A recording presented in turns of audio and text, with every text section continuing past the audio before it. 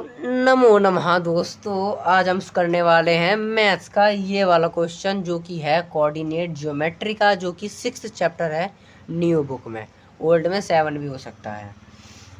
तो भाई चलो इसको करते हैं बड़ी ही सिंपल तरीके से सॉल्व। तो हमें दे क्या रखा है, फाइंड द रेशियो, मतलब हमें m और n की वैल्यू को फाइंड करना है। ठीक है, इससे समझ आया हमें एक चीज़, इन विच जहाँ पर y axis divide the line segment joining the point. यानी देखो भाई, इसमें सीधा सीधा कहा गया है, एक लाइन सेगमेंट है, इसका कोऑर्डिनेट 5, -6 है और इसका कोऑर्डिनेट -1, -4 है।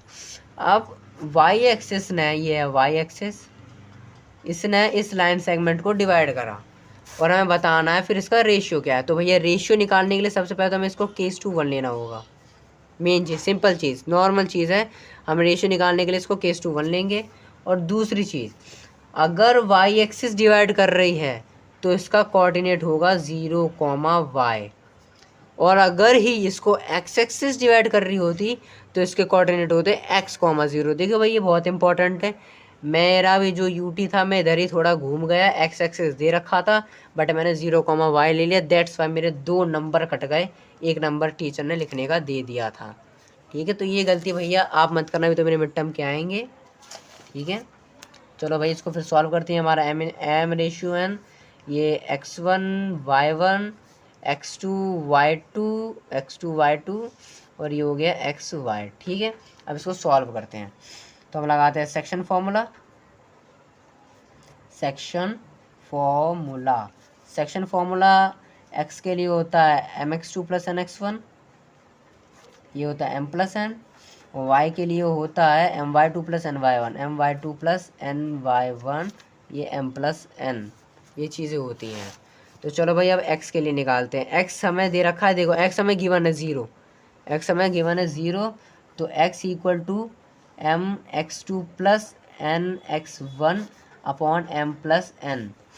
m हमें दे रखा है k, तो k ब्रैकेट में x2 क्या है -1, ओके, प्लस n दे रखा है 1, और x1 है हमारे पे 5, तो ये हो गया k + 1। यहाँ तक तो ठीक है।